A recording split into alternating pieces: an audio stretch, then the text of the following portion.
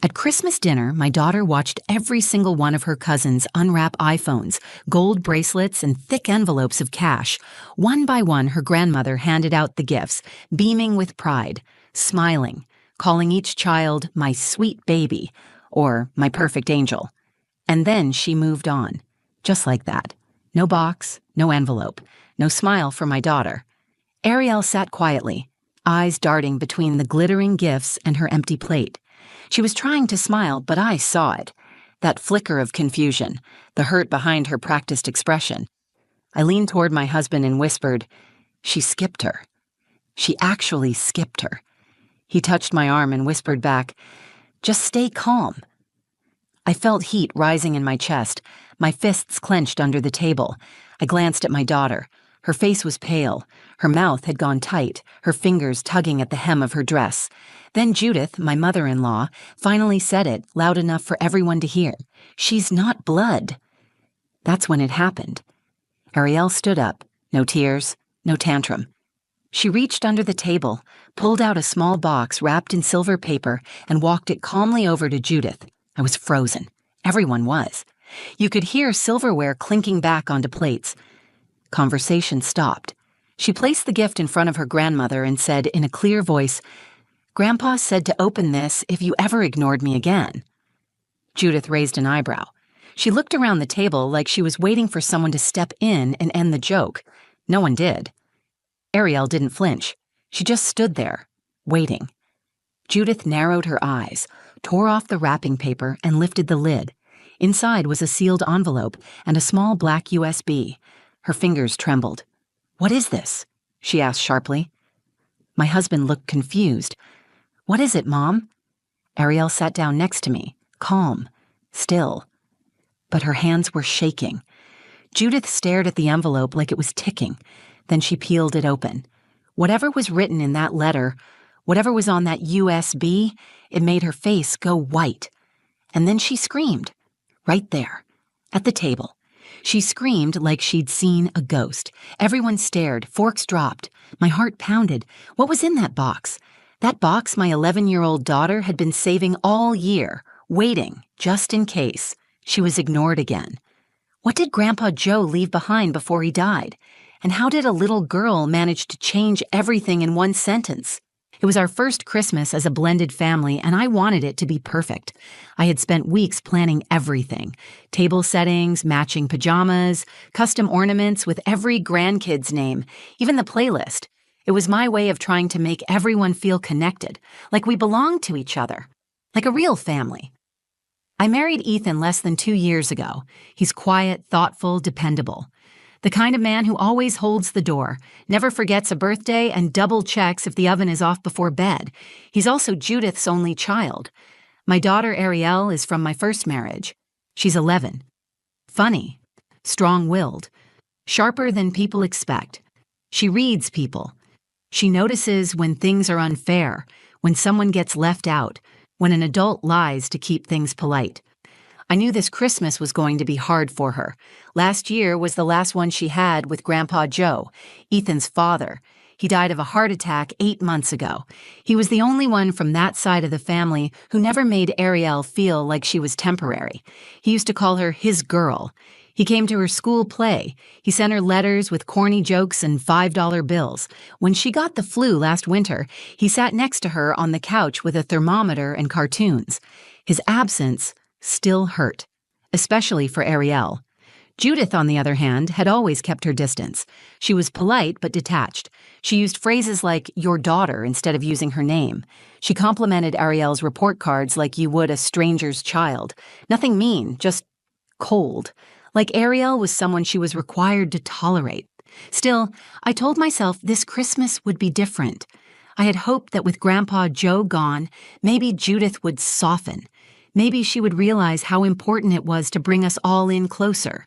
Maybe she would finally see Ariel as family. When we arrived that afternoon, the house was glowing. Judith always did holidays big, gold-trimmed tablecloths, white and red garlands.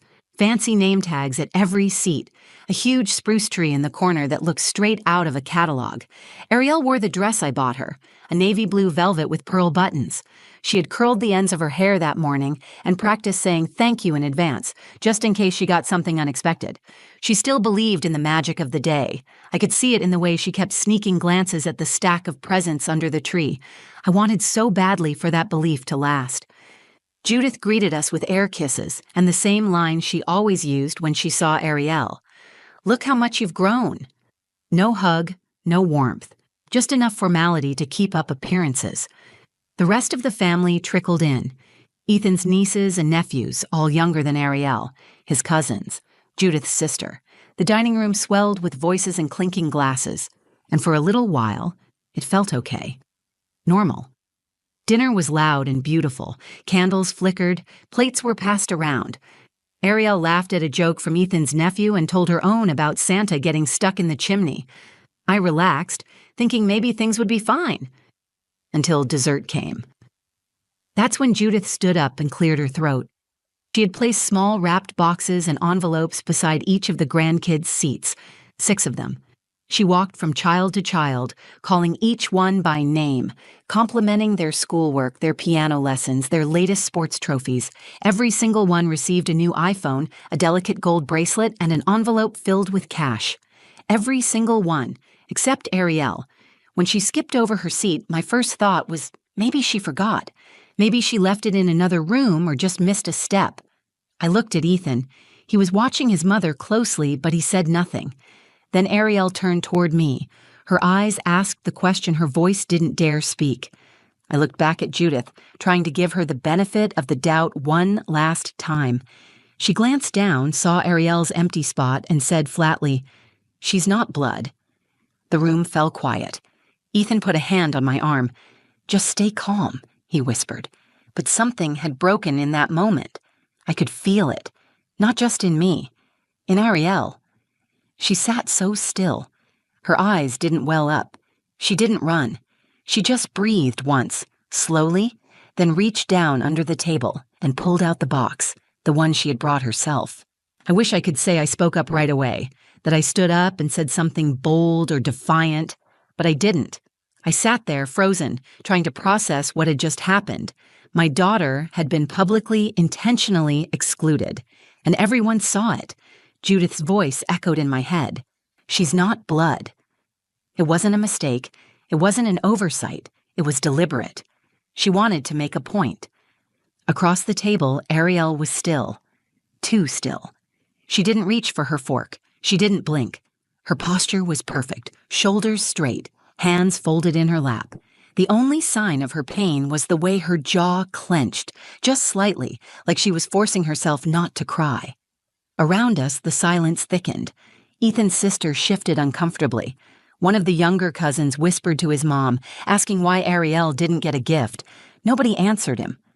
I felt heat rise to my cheeks, not just anger, shame. Shame that I had brought my daughter here hoping to find warmth. Shame that I had sat through so many holidays pretending everything was okay. Shame that I had married into a family where someone could look my child in the face and decide she was unworthy. I turned to Ethan. "Say something," I whispered. He looked at me with helpless eyes. "I didn't know she was going to do this," he said under his breath. "Just stay calm." "Calm?" I hissed. She humiliated her. Ethan looked down. His silence was loud, and I realized then that his loyalty, at least in this moment, wasn't with us. I looked back at Judith. She was sipping her wine, unmoved, as if skipping over Ariel was as routine as passing the mashed potatoes. Her face didn't show a flicker of doubt. I opened my mouth to speak, to defend my daughter, but before I could, Ariel moved.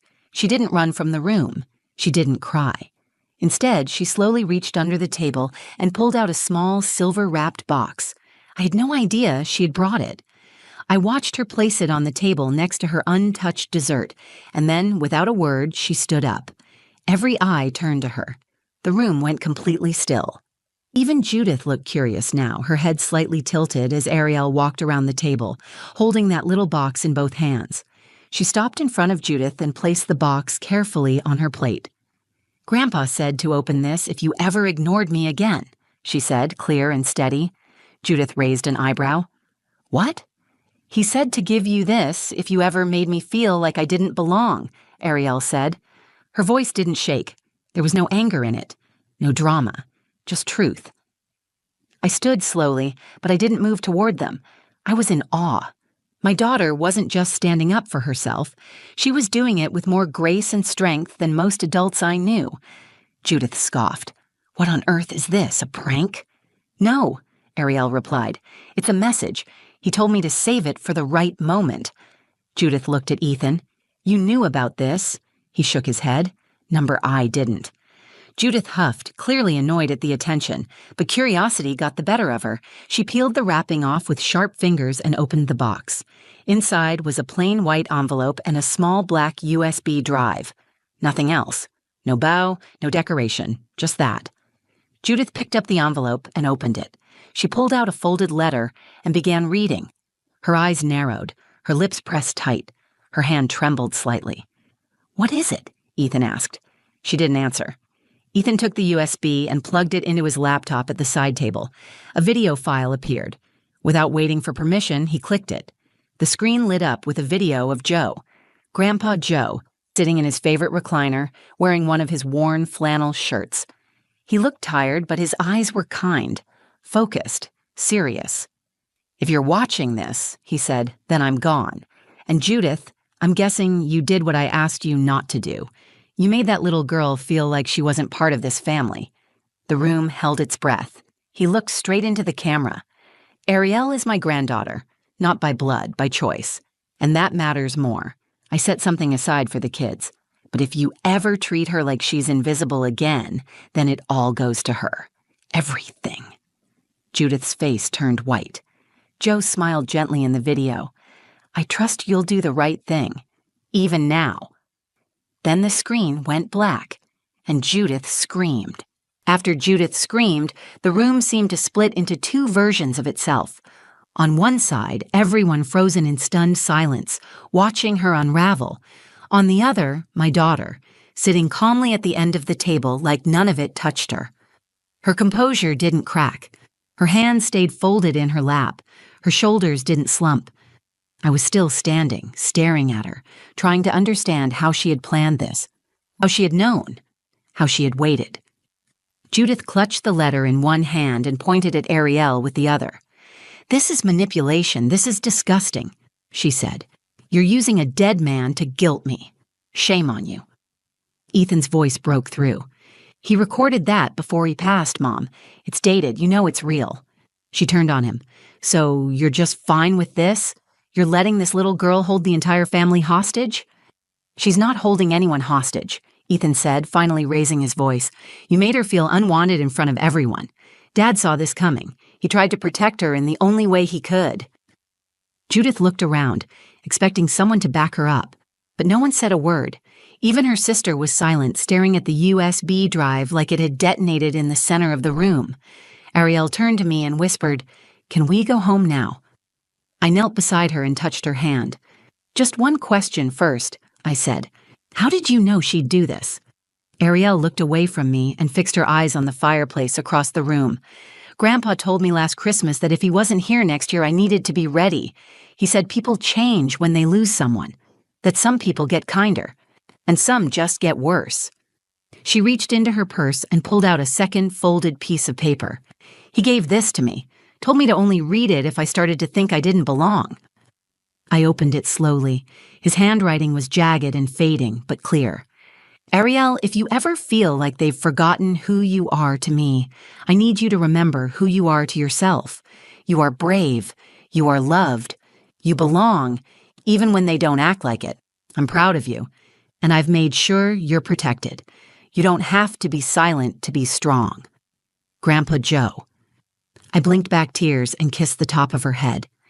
Then something changed across the room. Ethan walked over to his mother. You need to apologize to her, he said. Not for Dad, for yourself. You need to understand how wrong this was. Judith's face tightened. Number, I won't apologize for being honest. She's a child, he said. You just told a child she wasn't good enough because of blood. Judith stood, and her chair screeched back across the hardwood floor. "Then I guess I'm done pretending," she snapped. "If that makes me the villain, fine, I'll be the villain." She stormed out of the room, her heels clicking hard against the floor. The door to her study slammed shut behind her. Nobody followed. The remaining guests slowly began clearing their plates, some in silence, some whispering to each other. A cousin brought Ariel a slice of cake and quietly said, "That was pretty brave." Ariel smiled politely, but her appetite was gone.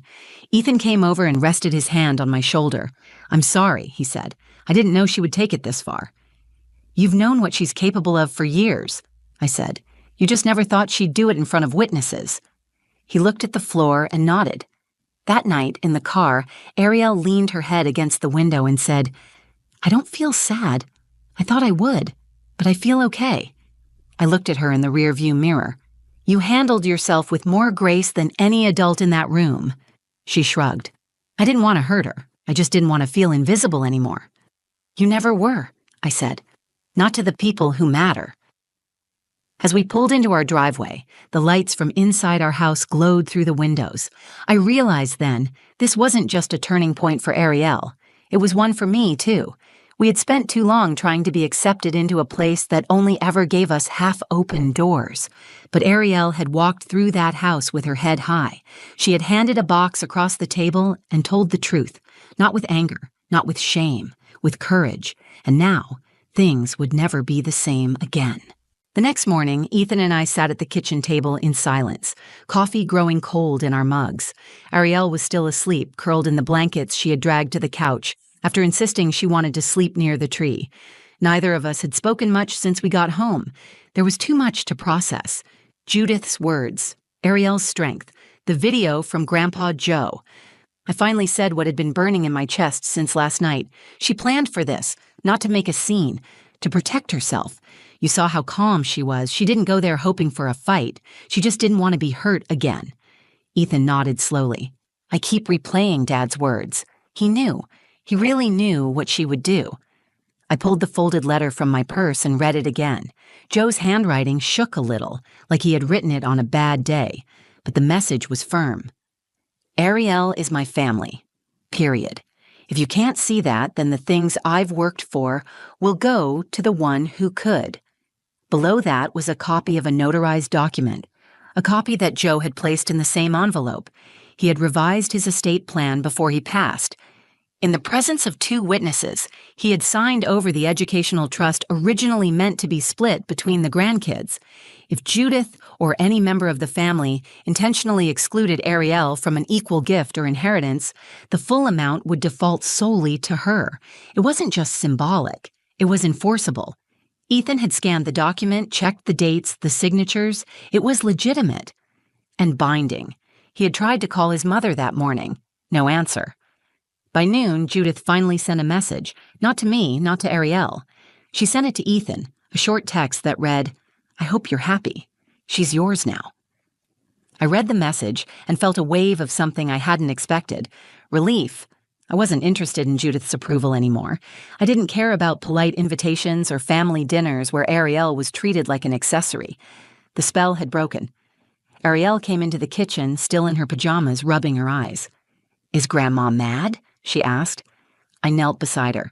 "She's upset, but not because you did anything wrong.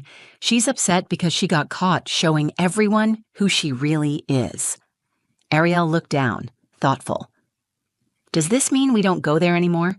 I paused. "It means we don't go anywhere we're not respected. That's something I should have taught you sooner." She nodded and sat on my lap, quiet for a long time. Then she whispered, "Grandpa really loved me." "He did," I said, "enough to protect you even when he couldn't be here." Later that week, a letter arrived by certified mail. It was from Joe's lawyer. Inside was an official copy of the trust document, along with a short note Joe had left specifically for Ariel. It read, "If you're holding this, it means someone failed you. I'm sorry for that. But I want you to know I saw you. I loved you, and I believed in you more than I can say. You are mine, Ariel. Always, in the only way that ever mattered. I hope this gift reminds you that you belong, no matter who tries to tell you otherwise. Love, Grandpa. Ariel read the letter once, then again. She held it against her chest, folded it gently, and placed it in the small jewelry box Joe had given her the Christmas before. She didn't ask about the money. She didn't gloat. She didn't even smile. She just stood a little taller. Word spread quickly through the family. Some tried to stay neutral. A few quietly reached out to say they were sorry, but most stayed silent. Judith never apologized. Instead, she sent a final message through Ethan, that the family would be keeping things traditional going forward. We took that as permission to step away. Christmas had started with rejection, but it ended with clarity. Ariel didn't just walk away from the table with her dignity intact. She walked away with proof that someone had loved her deeply, fiercely, and without hesitation. She had taken her place not by force, but by truth. And in doing so, she taught me something I'll never forget. Love is not defined by blood. It is defined by action. That Christmas changed everything, not because of the money, not because of the legal documents, not even because of the video that made Judith scream and storm away from her own dining room. It changed because of what Ariel did, because of what she chose not to accept. Children learn by watching, and for years Ariel had watched me shrink myself in the presence of people who saw us as less. I had tried to smooth things over, to keep the peace, to believe that politeness could replace love. I told myself that if I just stayed quiet long enough, things would get better. But Ariel had been watching, and instead of copying that, she did something I hadn't. She stood up. She stood up when it mattered most. She defended herself without raising her voice. She delivered truth without cruelty. She refused to accept invisibility as normal.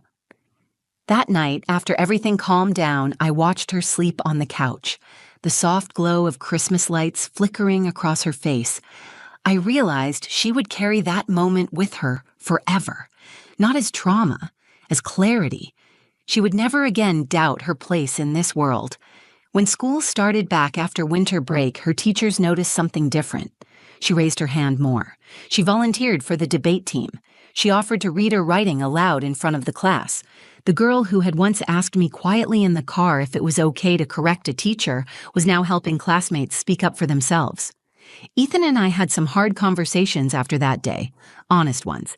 He admitted that he had grown up deferring to his mother's judgment without question, that her approval had always been his measuring stick. But seeing Ariel sit at that table, carrying herself with more integrity than most adults, broke something open in him too. He began therapy. We started couples counseling, and for the first time, he asked what I needed, not just what would keep the peace. Judith didn't speak to us for several months. She didn't call on Ariel's birthday. She didn't send a card. And I'm not sure if she ever will again. But silence is better than harm. And Ariel? She thrived in that silence. Without the weight of needing to be accepted, she stopped seeking it. She found other places to belong. She joined a community theater group. She started writing letters to children in shelters as part of a volunteer project. She began to understand something I hadn't known how to teach her, that being chosen is nice, but choosing yourself is powerful. One Saturday afternoon, I found her in her room going through a box of old photos. She held up a picture of her and Grandpa Joe, sitting side by side on a porch swing, both of them holding ice cream cones. She smiled. He always made me feel like I was exactly who I was supposed to be. You are, I said, and you don't need anyone's permission to keep being that. She tucked the photo into a frame on her desk. I think I'm ready to visit his grave again. We drove there that weekend. She carried fresh flowers. We stood quietly for a few minutes before she whispered, "I did what you told me, Grandpa." I didn't let her erase me. That was all she needed to say. Some people measure holidays by the number of gifts under the tree. That year, we measured it by the strength it took to unwrap truth. I look back on that Christmas with a strange mix of pain and pride. It wasn't the holiday I planned. It wasn't warm or joyful or easy, but it was real. It revealed everything we needed to see, and it gave Ariel something no wrapped gift ever could, a moment of absolute self-worth. She didn't need to raise her voice. She didn't need to be loud.